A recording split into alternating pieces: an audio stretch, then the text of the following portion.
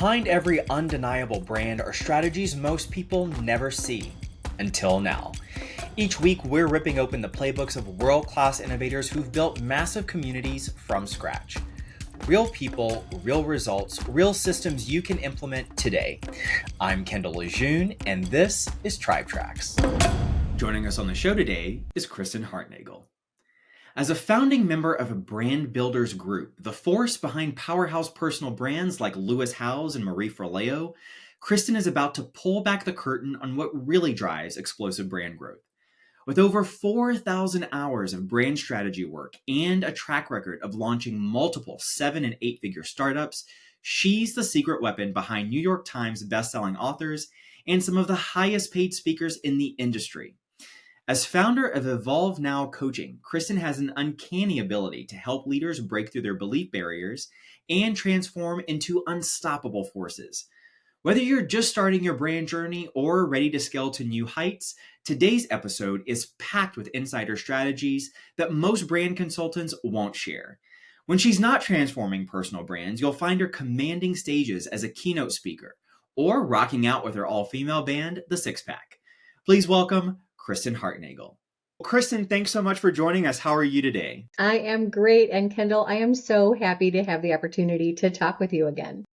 Oh gosh, I'm so excited. When I first set out to create this podcast and I started thinking of who am I going to have on to talk about brand, one of the brand architects that came to mind obviously was you. So I can't wait to jump right in and talk about personal brand. So for those that may be listening to this or not quite familiar with the work that you do or who you are, can you give us a little bit of backstory? What do you do and how did you get to where you are today? Absolutely. So I joined Brand Builders Group before they even started. So I'm a founding team member and we have been together for almost like 6.5 years now. And it's been quite a ride of helping everybody from somebody who has an idea for what they want to do with a business to full-fledged celebrities who are just trying to take their business to the next level, and everything in between. So it's been a wonderful journey, and we just couldn't have imagined being as successful as it is. It has bloomed beyond what we thought possible, and it's been so exciting to help people. That is remarkable. Now, Brand Builders is behind some really huge names that many of our listeners will recognize. Could you give us like a short list of some of the people that Brand Builders works with? Absolutely. In the influencer space, there would be people like Lewis Howes, Ed Mylett, Amy Porterfield, Jenna Kutcher, so many. In the real estate space, because you're involved with a lot of those people, we've been working with people from Keller Williams, people from EX, even like the CEOs and the founders of some of those companies. And a lot of them are looking to build a personal brand to take their business to the next level or to attract agents or just develop their exposure plays so that they can become the go-to person in their space. Wow, that is remarkable. Talk about a star-studded roster. That's very cool. Very cool. So for people that are listening to this, that they may not be familiar with the term personal brand, or maybe they've heard it. I think it's now considered a buzzword. I think that there's so many people that have so many different definitions. What's your definition of personal brand?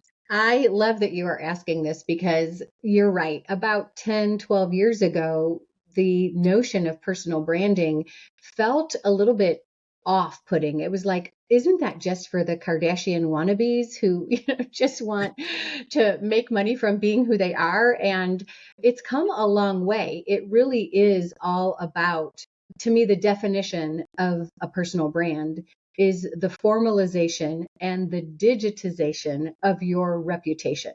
We can't afford to be the best kept secret if we want to attract the right fit people.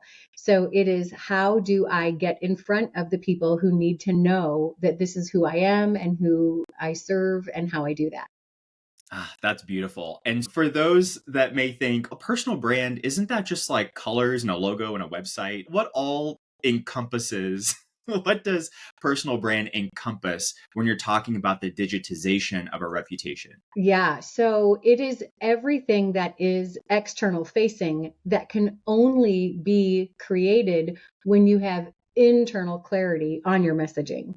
So we are talking about the words you use in emails, the copy you have on websites, where it's way beyond what you would think of as branding. Branding typically is like colors and brand style guidelines that includes your font family and things like that.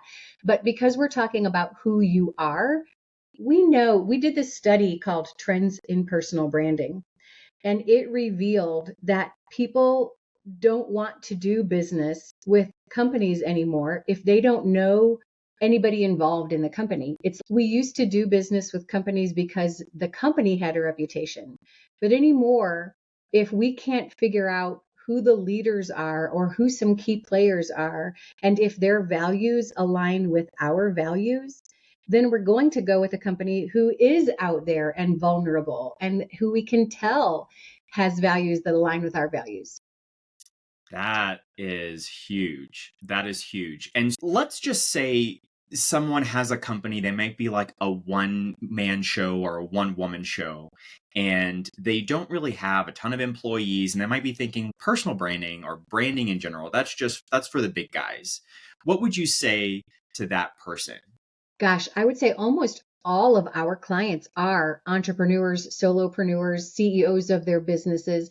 And I would say that we know more and more companies who are understanding this trend in personal branding, and they're actually looking for people within their organization that they can help establish thought leadership, because they know that individual can cast a net that the company just can't cast.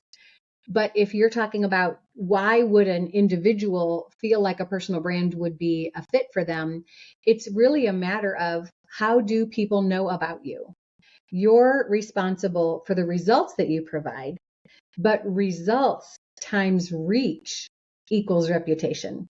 So even if you have the best service or are the best at what you do on the planet, if nobody knows about you, they can't do business with you. It's not enough just to be the best. It has to be out there. People have to know about you.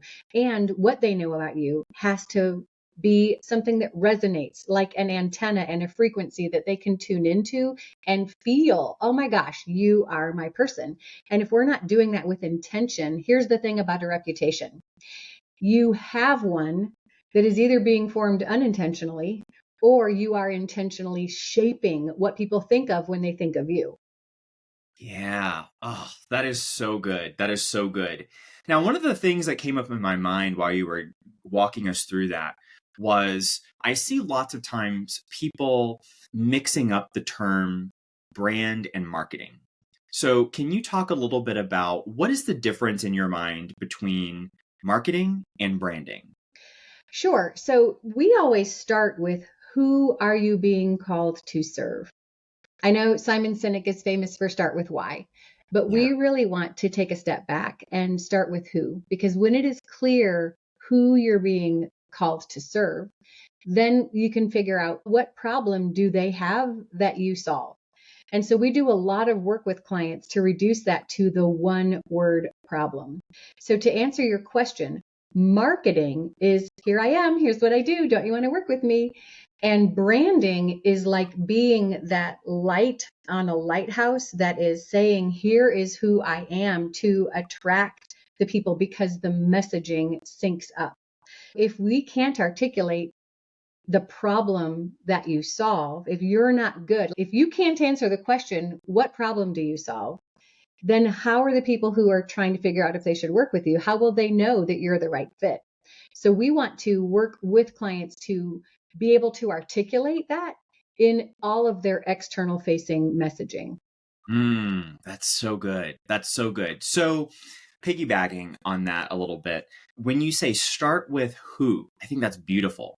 For someone that may think, isn't the goal to get as many people as possible? Can you talk about the Mm. differences? 'Cause that is a little bit of a different shift that we've seen evolve over the years, and it's no longer about the huge net, but the really specific, like attracting your people. Can you talk a little bit more about that? I can, and it is a very important mindset shift to make, because when you're doing business and you're so excited about the solution that you provide, our go-to mindset is that everybody in the world could use this. Everybody is my audience. Everybody could be my client and should be my client. And I love that enthusiasm and confidence, but the reality is in the messaging. We cannot try to appeal to everybody. And you've heard this before. When we try to appeal to everybody, we end up appealing to nobody. And that is because our tendency is to not want to alienate anybody. So we talk in generalities. When Mhm. we talk in generalities, it goes over people's head. And so if you're saying, I can help everybody, people can't see themselves in that. So when we start with who, we're really forcing you to become uncomfortable and get it down to, we want to go from the world to a core target audience to a single human avatar. And when you get that dialed in on the exact person you want to serve and you make your messaging connect with that person, the thing is, people can feel that and they see themselves. Kendall, when you hear a story, your brain psychologically, you're playing that story as if it's happening to you. You know this is true because when you watch a movie, your heart beats faster and your palms get sweaty. We interpret what we're getting as if it's happening to us. What we are doing that is shooting ourselves in the foot, and we're doing it subconsciously, not intentionally, is trying to appeal to everybody. So that general stuff isn't making me feel like I'm in that movie at all. But if you can get really clear on the problem you solve and you're able to give words to how it feels to have that problem, then that avatar is going to go, oh my God, how did you know? It's like you were a fly on the wall. You climbed inside my head and my heart. How did you know? But if we're not getting that kind of reaction, then we're staying superficial, and that does not connect with anybody. That makes so much sense. And the C word, that big connection, that is totally just a huge goal. I think that most really ultra successful people that have successful marketing and resonate with their audience, they connect. Yeah. That's really at the core of it. So let's talk a little bit more about that avatar. How deep exactly do you go? Do you get it down to this is a man, this is a woman, this is a, like, how deep do you go to identify and define that avatar? We do a lot of heavy mental lifting. It is a deep exercise, more than just the logistics, which people think of when they think of creating an avatar or a core target audience. They think of the demographics, and that's important. That's more of the logistical where and how am I going to find them. But we really want to climb into the psychographics, and that is really what do they care about? What's keeping them up at night? And so there's a deep exercise that we do to try and narrow that down to one person. And when we say it needs to be a male or a female, it does not mean that you're not going to work with the other. We're going to ask really specific questions, not because you're saying if it's not matching this, then I don't want to work with them. It just means if we've got that person that if I had 100 more of these, 1,000 more of these, my business would be humming, then you can't not attract those people, but you're also going to draw in people like that. So if you aim small, you miss small. So we want to get it super narrow, even to the point of it maybe feeling a little bit uncomfortable, because I definitely have clients who are like, hey, 50-50. I have 50% male and 50% female. We could make two avatar stories, but since it has to be a human story that we're creating, let's just pick one. Is it a male or a female that we're creating this story around? And I truly mean a story, because if you were to read this story every time you went to create content, you would be creating that content to the one person instead of reverting back to the temptation to go back to the masses and speak in general terms. Ah, that is so good. Like, so many light bulbs are going off as you're explaining this. You mentioned psychographics. If someone and it sounds like you at Brand Builders have a very robust process and system to get to the psychographics of an avatar. But if someone is looking to just start dipping their toe in the water and understanding how that actually works, what can they do on their own? Where do they go? What type of research can they do to start understanding what are the psychographics of their avatar? I think the easiest thing to understand at some level, we are best positioned to serve the person we once were. And we don't know anybody better than we know ourselves. Typically, we're in a business because we came through something and we now want to help others go through that thing. And it's hard, though, to remember what was I like before I had the solution. And that is why most marketing misses, because we live in the space of the solution. So we're talking at people. There's this energetic exchange. And if I know what I know and I think you need to know it, and I show up just telling you what you need to know, that's rubbing people the wrong way. As a matter of fact, it's people are in assessment mode. They're going, do I believe that? Is that true for me? And you don't want them in assessment mode. You want to bypass that kind of logical brain and get into the emotional brain. So the first exercise would be, what was I like before I had this solution? Another way you could think of it is, who is my favorite client? Who do I absolutely love working with? And I know that I'm a great fit for them if I had 100 more or 1,000 more of this person, and describe what that person cares about, who they care about. There's a whole list, like 20 questions that we go through for the psychographics, but an easy place to start is, who were you, since we are best suited to serve a former version of ourselves? Or who do you have that you love that you would want more of? And just describe that person in your mind. And then really craft a story about that person. You That want to is love your avatar. You just want to love them so deeply. back of your hand, right? Yeah. You know them like the back of your hand. That is so good. That is so good. What do you believe are some of the most common misconceptions that people have around personal branding? I think that people do really good things, right things, but in the wrong order. So I would say that typically when somebody's starting a business or they're thinking about expanding their business, their first inclination is, I need to build a website or I need to improve my website. But if you're doing that before you know who you're being called to serve and what problem you solve for that person, then it's almost like you're investing money in a very expensive billboard that is going to miss the mark. So we are a strategy company. We want to really help people understand the strategy first, then copy. Copy is it's the psychology of influence. It's moving people through a decision-making process without ever feeling salesy. So it's strategy first, then copy, then design. How should it look? How should it flow? How should it operate? How should it function? Then you want to hire somebody to build it for you. I can't tell you how many web designers have said, Kristen, I wish every person that came to work with me has worked with you first, because they say to me, I want to build a website. And I say, okay, who is this for? And they're like, I don't know. What words do you want? I don't know. So we really want you to get clear on, why are we trying to connect with the heart and the mind of the who before we even write the copy, before we do the design. And that goes for so many things. You hear all you need to be successful is to grow your Instagram to 10,000. That's a fraction, a facet of everything that needs to be done. So we want people to do the right things, but in the right order. And so we think that you can make millions without millions of followers. And so we definitely respect and honor social media, but it is not necessary for you to have a multi-million dollar business. It's going to be the icing on the cake if we do the other parts right. Gosh, so good. So let's dig into how someone goes about defining what their personal brand is. What would you advise someone on that process? What does that look like? Yeah, we have a process. It starts with finding your brand DNA. And within the Finding Your Brand DNA series of exercises, or we would call that part of our curriculum, we do start with finding that avatar story. And then once we're clear on the who, we want to then isolate, of all the problems you solve, because you solve a lot of problems, what is the one word problem that we're going to narrow this down to that becomes the foundation? The problem that we identify is what your avatar is aware of.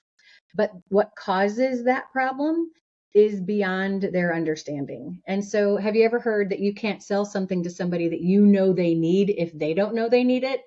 That's what this is. If you gave words to the problem, they'd lean in. But if you gave words to the cause, they may scratch their head. It's if I were a life coach and I said, I solve the problem of insecurity by giving people a leg up on confidence. They might identify, yeah, I'm a little insecure, but if I were to talk about unworthiness, they may go, I feel worthy. But there's an underlying unworthiness that we really need to unpack. And then if I solve unworthiness, that insecurity evaporates, it goes away. So we want to delve into what is the problem you solve and what is the cause of that problem and how to message that. Then you have a uniqueness. And we need to determine the one word uniqueness, which is the answer to the question, why you over anybody else in your space? And it's not so much what is unique about you, it's what is unique about the way you solve the problem. Because there's a lot of competitors out there who are saying that they can solve the same problem that you solve. So we need to understand, how do we message the why you over anybody else in your space? And it can't be that you're better than, because not everybody can be better than. It's what's unique, what's the unique way that you do that? What's the vehicle? What makes you, what's your superpower? What do you bring to the table that nobody else does? And a lot of people have a hard time answering that. Then we Yeah. want to go through, go ahead. Sorry, but I was going to ask, how do you help people to answer? Oh, you're good. So, how do you help people to answer, what is my superpower? What makes me unique? There is another deep set of questions that we go through. A lot of this is just pulling out of people what's been floating around in thought soup to have them really focus on it and go, oh my gosh, that's it. When we land on it, it'll give you the goosies. It'll be that thing that you're like, oh, that's it. But just because it doesn't mean you can verbalize it. So it does take this kind of pulling out. Some of the questions are like, if you thought of all of the payoffs, all of the outcomes that people would get from working with you, and you put them in a blender, like what would that one encapsulation of all those payoffs be? That's one way to think about your uniqueness. Your uniqueness is, in essence, the one word solution to the one word problem. It has to triangulate with the message. So the next thing I was going to talk about is, how do you tell your avatar to solve that problem? And so that's the message. The problem, the uniqueness, and the message all have to, they're like legs on a three-legged stool. If they're not in balance, then we're going to be off. So that uniqueness is a tough one to come up with, but it's something that people light up about when they find it. Oh, that is such a cool process. Now, if someone's listening to this and they're like, I've not really thought about who I'm helping, I'm just in business to make money. My business is very transactional. Maybe they're not like a life coach, but maybe they have a very transactional type of business. Maybe it's real estate or something like that. How would you advise those people to look past the money piece of it and say, okay, how do I start figuring out what it is that I do? I think they could ask themselves the question, who would you rather work with? If you were in need of an agent, would you rather work with somebody who treats you like a transaction? And you can feel that kind of transactional dynamic versus somebody who really cares about what's best for you as a buyer or a seller. And that all comes down to service. Are you able to portray that you are in it for those people that you're being called to serve? And if not, if you are just trying to crunch those numbers and be transactional, then it's a numbers game for you. And that's okay. It's just that people will feel like a number. Yeah, that is fantastic insight. So, do you think everyone who is in business, who is an entrepreneur, should have a personal brand? I believe everyone who is in business for themselves already has a personal brand. It is either that it is unintentionally shaping you, or you are intentionally shaping it. So you have a personal brand. Your personal brand is what people think of when they think of you. So if you're not doing all you can to dive deep into, who do I want to be? How do I want to show up? How do I want people to feel me? Then they're just getting what's out there already. Because you can guarantee if somebody's going to do business with you, they're Googling you. What are they finding? Have you ever Googled yourself? Do you know what people are seeing when they find you? And that should be something that you intentionally craft, not manipulate. It's not about manipulating the awareness of people. It's about really getting clear on how you show up so that your character shines through. And people who want to align with what's important to you are going to find you more easily when you do it the right way. Yeah. So there are a lot of people that I talk with about this topic of personal branding. And some of the answers I get from some people are, look, I'm not looking to be an influencer. I don't want to do dances on TikTok or have a podcast or anything like that. And they struggle to feel comfortable with putting themselves out there. That's a common phrase that I hear. Oh, I don't want to put myself out there. I'm not a very public person. What would you say to those people? I would say the reason people shy away from being out there is because they don't know how to do that effectively. And so if they're saying that, hey, I really don't want to share a post about what I had for breakfast, then they're missing the opportunities that are there in order to put your best foot forward. Why does anybody do any kind of marketing? It is because we need attention, we need exposure, we need people to find who we are. And so I don't suggest that we need to have thousands and thousands of followers. We just need to know how to put out the content that really speaks to the heart and mind of the person that you are trying to do business with. So we have a formula for posting that really helps people feel good about the content that they're putting out there. And the content that you're putting out there should be an answer to a question that is being asked. If you're of value, if your content is truly serving somebody, it's because there is a solution in that content that people are going to be so grateful to have. And so I think the people who are like, I just don't really want to show up, just aren't sure how to do it in a way that feels genuine and authentic. Another thing is they could be thinking, I don't have the bandwidth for it. And that could be a real thing. But if you could get it down to a system that felt good, and a lot of it could be delegated. And so there's just a missed opportunity to be hiding from the public that you think you're trying to serve. If we want to do business, but we're saying, I don't want to put myself out there, then who are you doing business with? And I will say this.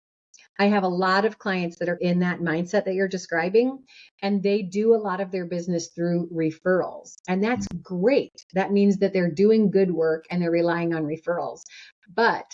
And I want to help people scale their businesses, and referrals is one great way. But let's just look at all the different pieces of the pie and pick the 2 or 3 that are really going to help move the needle for your business. Yeah, that you actually just read my mind with that last statement, because I've also talked to several people where they're like, I like the feeling of being exclusive. And I like the idea that I'm a boutique kind of a business. And if I just put everything out there, then I feel like I might lose that. So continuing on in that vein, how would you advise those people? There could be some financial opportunities that they're leaving on the table, because you can have few very elite or high dollar, high ticket items that you're selling that do make you that boutique offering. But are there things that you could do to draw a crowd in and serve at a smaller level that would allow you to expand that exposure and leverage that, nurture those until they become that right fit person? There's nothing wrong with wanting to serve fewer people more deeply. That's really the Brand Builders Group model. We're not trying to serve thousands and thousands of people. We want 1,000 mission driven messengers. I'm going to say that again. We want 1,000 mission. All right, I'm going to say it again. It's a tongue twister. It is. We want 1,000 mission-driven messengers. And when we have those, we want to serve them more and more deeply rather than just trying to drive more people. And right now, I think we have about 900. So we're so close to that level where we want to be. So it's okay to have that elite kind of mentality, but We also want to say, how can we serve those people in new and different ways that'll allow you to scale in ways that maybe you hadn't even considered? Kendall, we talked a little bit about the first part of helping people find their brand DNA, but I wanted to continue because this is a really good point that you're talking about when they have a limited mindset about how they could be monetizing what they do. After we get clear on who you're being called to serve, the problem, the uniqueness, and the message, we want to then say, what are all the things that your avatar could buy from you? Because there's a lot of times that we just haven't thought of something that maybe could be monetized. So we have this acronym and it's called PAIDS. It's all the ways we have identified that you can make money.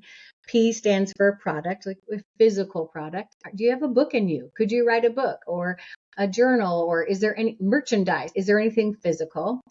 A is ads and affiliates. I is information like a course or a membership maybe. D is deals. Like, do you have a story that's so compelling you might get a book deal or a movie deal or a show or something like that? And then S is you as a service. And that really is where you're trading time for dollars. And so we want to consider all of those things. And just because somebody could buy it from you doesn't mean you want to be in that business. We want to weigh what you could be making money from with what are you most passionate about doing? What do you want to spend your time doing?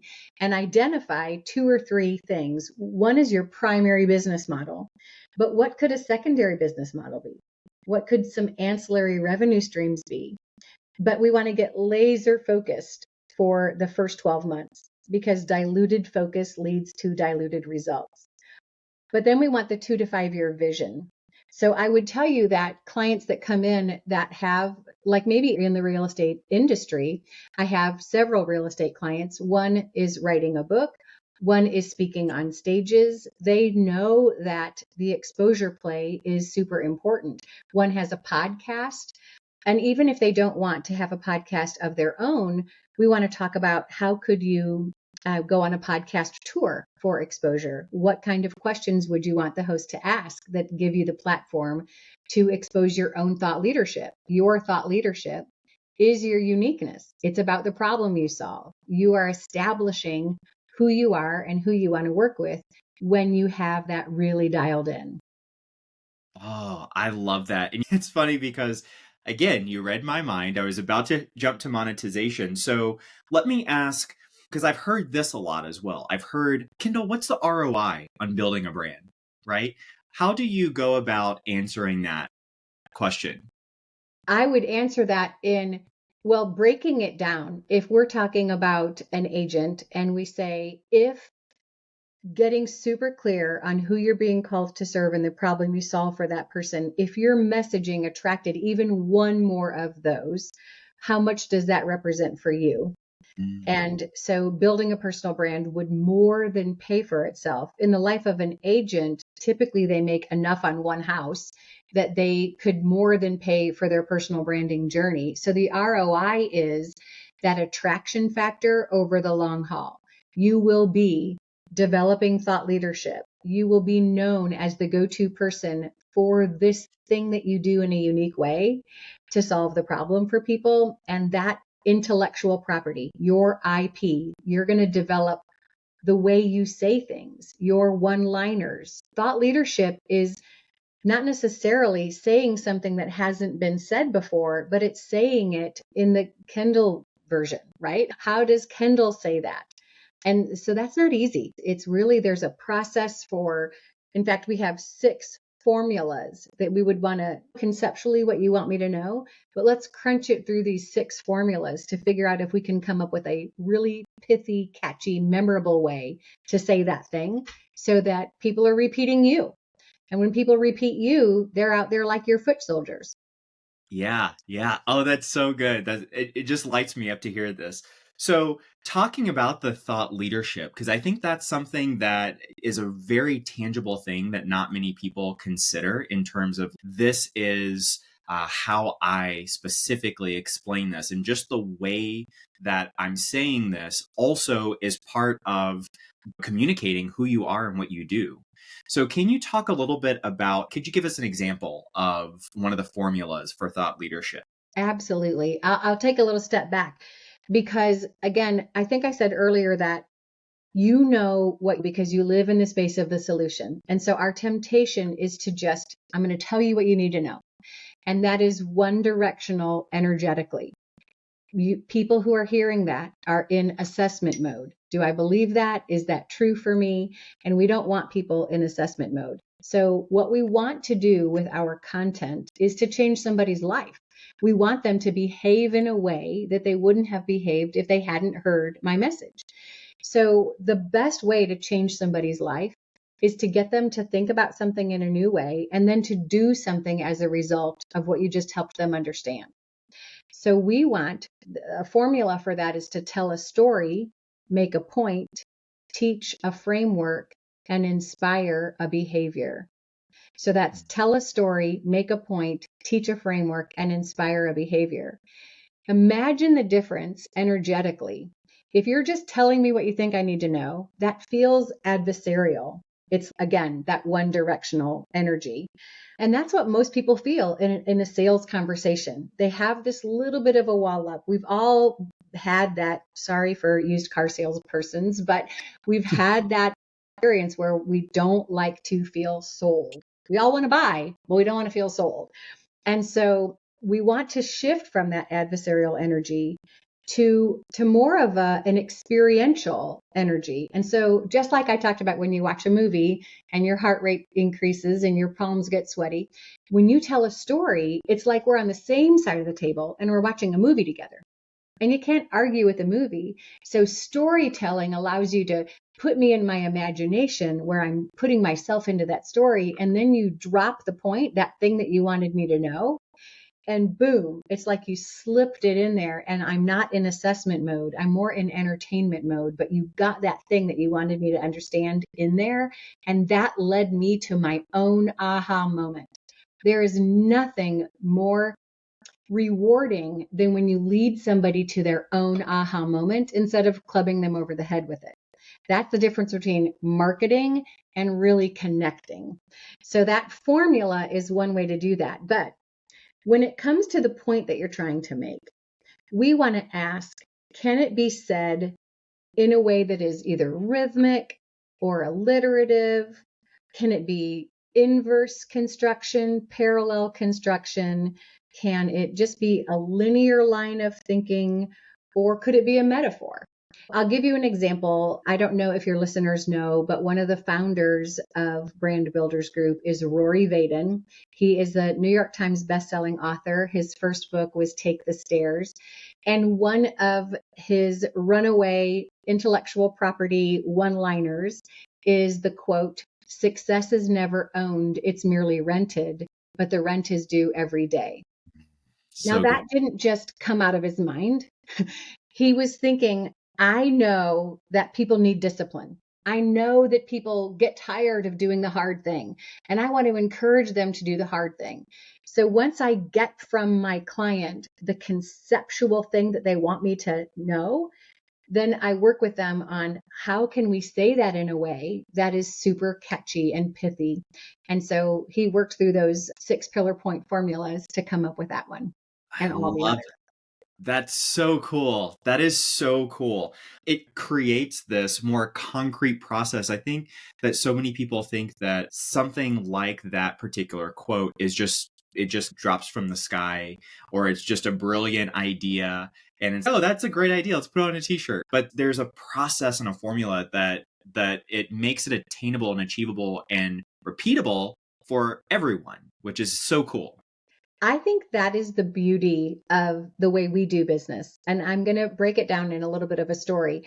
One thing I know and love about Rory Vaden is that when he has a gap in his own understanding, he seeks to fill it. And he doesn't just fill it so that he can now not have that gap. He fills it and then wants to teach everybody else how he did it. So, as an example, when he was in his teens, he knew he wanted to be a motivational speaker. And it's very rare that somebody who has the charisma to command an audience from a stage is also like a techie data nerd. But Rory is such a techie data nerd. What he did is he dissected 3,000 hours of the top performing talks to really figure out what made them top performing talks. And he made a spreadsheet. And one of the things he learned is that they used humor. And he was like, oh, that's not good because I'm not funny. So he learned how to be funny. He made it his mission. I'm going to learn everything there is about humor. He did stand-up comedy. He read books. He wrote his first book in his early 20s, and that book is called How to Be Funny to Make Mo Money. And so that's his MO. He had a gap. He went and filled it, and then he wrote a book to help everybody else. And that's really what Brand Builders Group is. It took him 12 years to get his personal brand to where it is, and we've systematized it. We've broken it down so that it's a process that absolutely anybody can do, and they don't have to go learn it the hard way and have it take 12 years like it took him.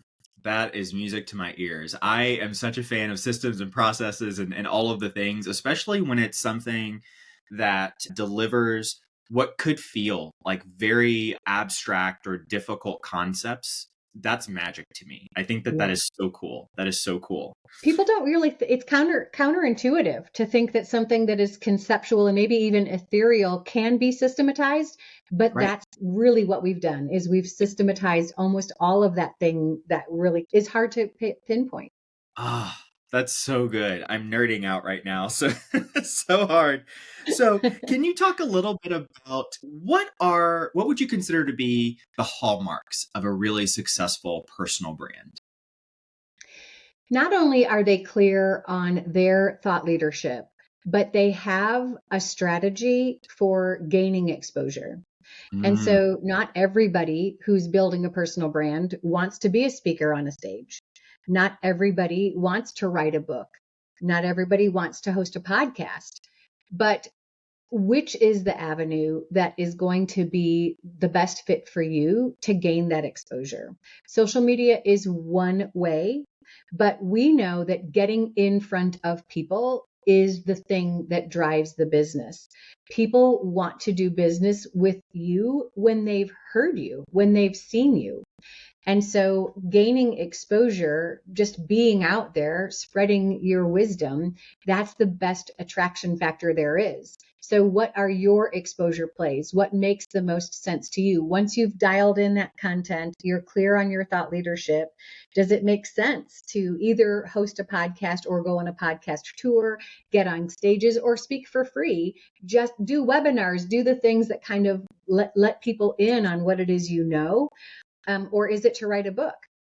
So we've actually helped 60 authors hit bestseller lists. 60. 60. My gosh, that is incredible. And I'm sure there are all of the systems and processes for that as well. That's right. It is a systematic thing. It is not called the best written book. It's called the best selling book. And so it is all about how can we leverage those exposure plays in order to get people to love you, love your message, and want to have more of that, which is the book in that case. That is beautiful. Many people that I've spoken with have this conception that exposure equals social media. So can you talk a little bit about what the role of social media is in some of these exposure plays and how you would encourage people to use social media? Absolutely. So we want social media because we don't own any platform. And I don't know if you know anybody who's learned that the hard way, but I've definitely had clients who, for some reason that they don't understand, had their profile shut down. And they did have their revenue attached to that platform. So that meant a loss of thousands of dollars. So we love social media, but we want you to think of social media in the proper context. We don't want you to build your empire on rented real estate. So we want the social media to be catching attention and driving people to the thing you own. And what you own is your website. Now, we don't want to drive them to your website homepage because that's counting on a behavior of them to spend enough time to search through your website and learn that they like you. And that's just requiring too much of them. So we want to drive people to the repository of all your good stuff, all of your thought leadership, which in our estimation is your blog.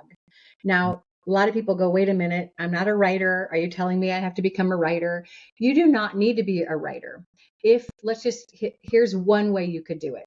If you wanted to make a 5-minute video and you had that video transcribed, the transcription could become your blog. So in that case, the video is your source. And that's the way we started out.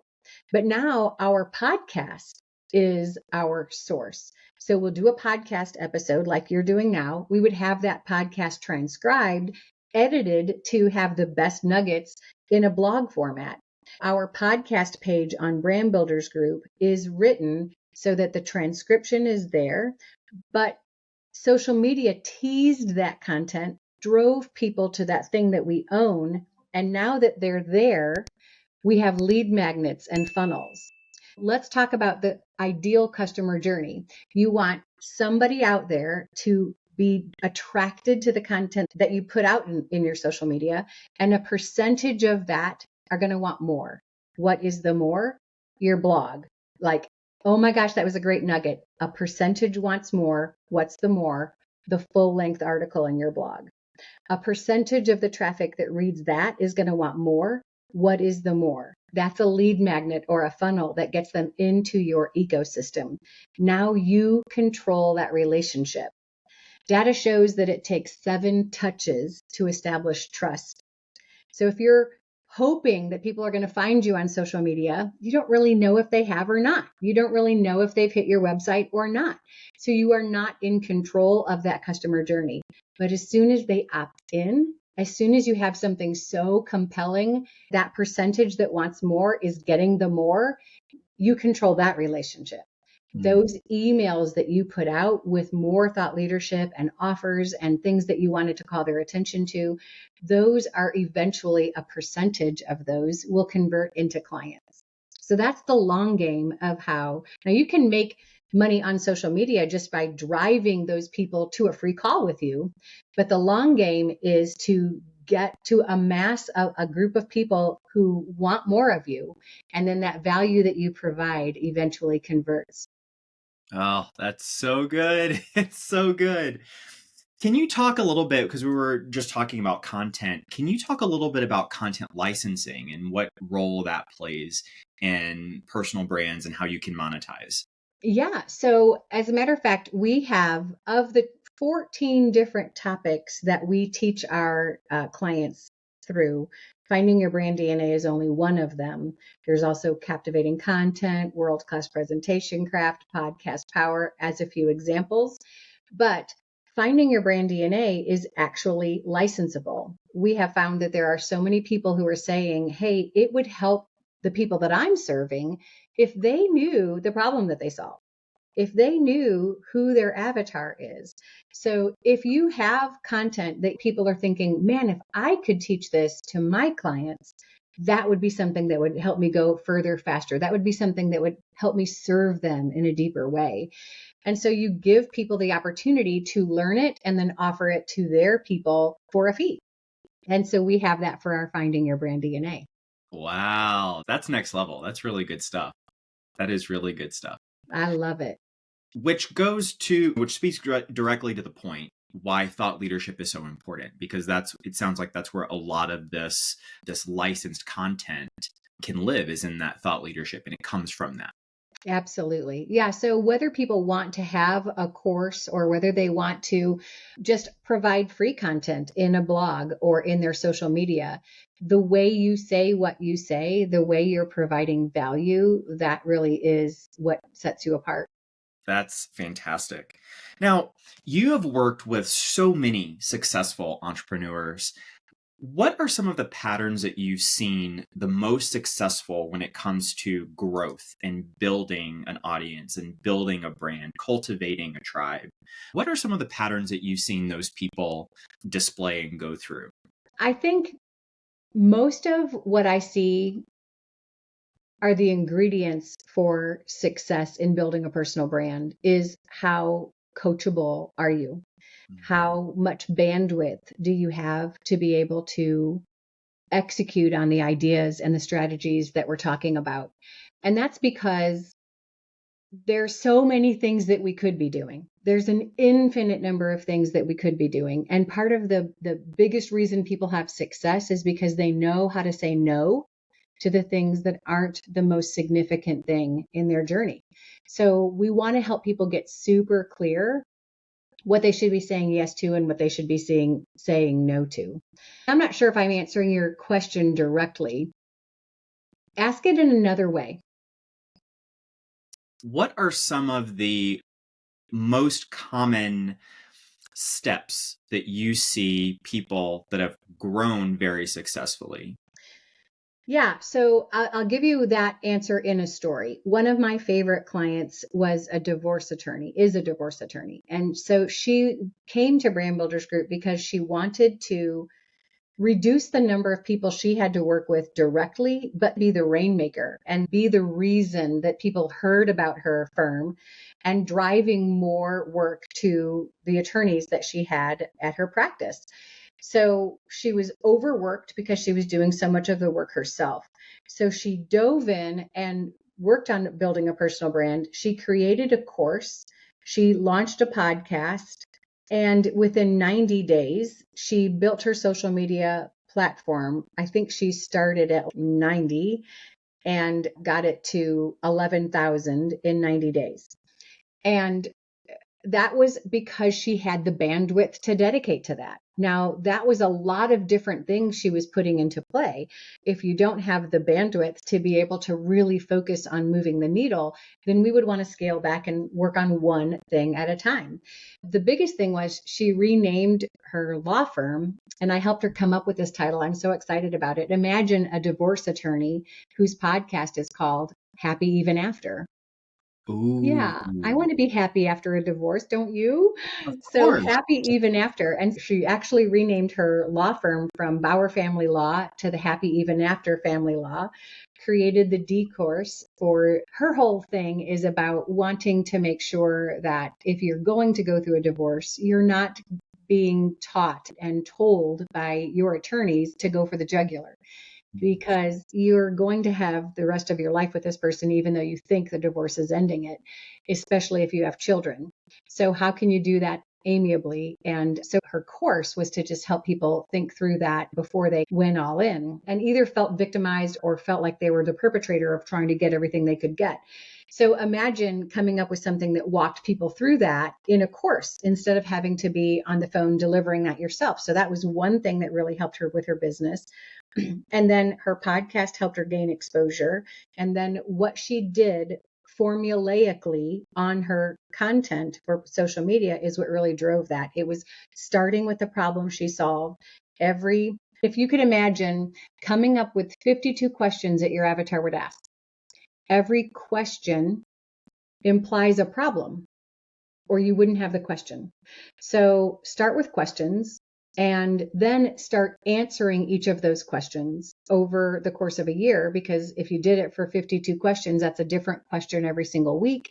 And then you go through a formula of the problem, solution, teeing up another problem, and then having a call to action. And so that's the formula that she used and grew her social media following. It's really, again, diving into the head and the mind of the person that you're being called to serve instead of just talking at them. Yeah, that is a powerful story, and one that I think does such a great job of illustrating a lot of these things that we've talked about. That is very cool. That is very cool. Yeah. So let me ask, what is something, in your opinion, that no one or maybe not enough people are talking about in the personal branding space right now that we should be talking about? I think that we have a unique angle on social media. I think almost everybody in the personal branding space is saying that you absolutely have to increase your followers. And we want you to. We want you to increase your followers, but that is not again, we're seeing people do the right things, but in the wrong order. I would not focus on blowing up your social media following as the first thing that we do. We need to get super dialed in on the who and then the problem you solve, so that the messaging you're putting out on social media helps it grow organically, not in a forced way. I would say that's the biggest misconception about personal branding, is that it's all about the social media play. We really want to get clear on who you are and how you do what you do to come up with your thought leadership, so that can be the thing that goes viral. Your thought leadership deserves to go viral, not just stuff out there for the sake of being out there. Yeah, that's a fantastic point. And I think it's so easy to get caught up in social media because that number of followers is such an easy number to track. And so, can you talk a little bit about what are some of the more important metrics when it comes to personal branding that people should be tracking when they're looking at, okay, am I even being successful? Is this even working? Obviously, you've got the bottom line number. If you're getting more clients, obviously that a lagging indicator. But what are those metrics that we could be following along the way to say, I think we're on the right track? Good question. I think we should think of every endeavor, including social media, with the end in mind. What is the point of social media? It's not just to be known, it's to convert into more clients. And so if we are able to say how many of those clients, how many of the people on social media want more? How many people are we able to convert from my hoping that they see me to wanting to be in my email list, wanting to have something so compelling that they're opting in? And so I would say that one of the best measures is that conversion from randomly catching them to them actually saying they want more. There's also a formula for turning social media engagement into a client. And so we call that strategy the 4 F's. It's how could you, so it truly acts like a funnel, but nobody would feel like it's a funnel unless they are engaged in every step of the process. So the first question would be, if anybody makes a comment on anything, is to be able to DM them and say, what was your favorite part? So that's one of the 4 F's. Get them to talk about your content. And if they don't answer, then it doesn't go any further. But if they say, oh, my favorite part was this, then you get to ask, no, I'm sorry, I said that wrong. The first part is how did you find me? Sorry. Oh my gosh, I'm so glad you liked that. Just curious, how did you first stumble upon this? So how did you find me? Then what is your favorite part? Then future, what are you working on? What are you doing? What are your goals? And then free call. So again, it's how did you find me? What are you resonating with? What's your favorite part? What's your future? What's going on that you have a goal about? And then I think I could help you with that. So let's get on a call and talk about it. So if they don't go through that, then they're never feeling sold to. But if they keep engaging, it could turn that social media contact, somebody who's seeing and loving your content, into an actual client. Oh, I love that. Yeah, that's so good. That's so good. So let me ask, AI is a big thing that a lot of people are talking about lately. What are some of the coolest uses that you've seen in terms of growing a personal brand and doing the work that you do? Oh my gosh, I love using AI. And honestly, it has helped us be able to create messaging that is so on point. First of all, I want to train my Chat GPT to know me. So there are 2 things that you can do to customize your Chat GPT so that it really is responding in the way that is most aligned with what you're trying to put out into the world. But a specific example I'll give you is I have a lot of speakers and they want to create a speaking kit, a speaking guide, a media guide that they're going to send to a prospective person who might hire them as a speaker. So they have the title of their keynote and they want to write a program description. Another word for that is a program bio. In other words, this is what my keynote is about. And so I've worked with the client to come up with pillars. That's tell a story, make a point, teach a framework, and inspire behavior. Their keynote is about 1 or 2 of those pillars. I might put that into ChatGPT and say, hey, in my keynote, I tell a story about this, and just give it a 1 line, like the time the dog ate my homework. And then I share this point that goes like this. I teach a framework and then I inspire this behavior. So tell me what this keynote is about. And so it writes a program description. Then I ask, what are 5 one-word problems that this keynote solves? And then I pick the one that resonates the most with my brand positioning statement that I came up with when I did my Finding My Brand DNA work. And I say, rewrite that program description to establish that one-word problem and position my keynote as the solution to that problem. And so that program description is using the psychology of influence. Imagine being a meeting planner and not just reading, my keynote's going to help you do blah, blah, blah, blah, blah, but instead saying, hey, there's this problem and my keynote's going to solve that problem. And then the last prompt I give ChatGPT is, what are 5 audience takeaways? Now that I know that this keynote solves this problem, what are 5 things that my audience would walk away with? So typically when we're writing their speaker kit, we come up with that program description, we help with the title, and we come up with those 5 audience takeaways. So I love AI for that reason. It has just really streamlined that process, and it still takes you, it takes your brain, it takes your strategy, but it helps with that in such a beautiful way. Yeah, that's so cool. I use it so much for ideation and just helping me to articulate what I'm trying to articulate, which a lot of what we're talking about is branding and trying to do that same thing. So Yes, that's so cool. Yeah, it's such a fantastic tool. I love that. Thank you for sharing that with us. you bet. So let me ask you, Kristen, what would you consider to be your superpower? My uniqueness is imagination. Mm. I think that as we're going about our business, we focus on the evidence of what is. And when I truly believe that we give the universe the building blocks to create our future with. And if we're only giving thought to what is, and typically if we're giving thought to what is, we're thinking about the things that we don't like. We're thinking about the things that ticked us off. We're thinking about the things that went wrong. That's what occupies most of our brains. So if that's what I'm thinking about, then I'm actually giving the universe those building blocks to create my future with. I'm not spending any time thinking about the way I would rather it be. Einstein gave an amazing quote when he said, imagination is everything. It's the preview to life's coming attractions.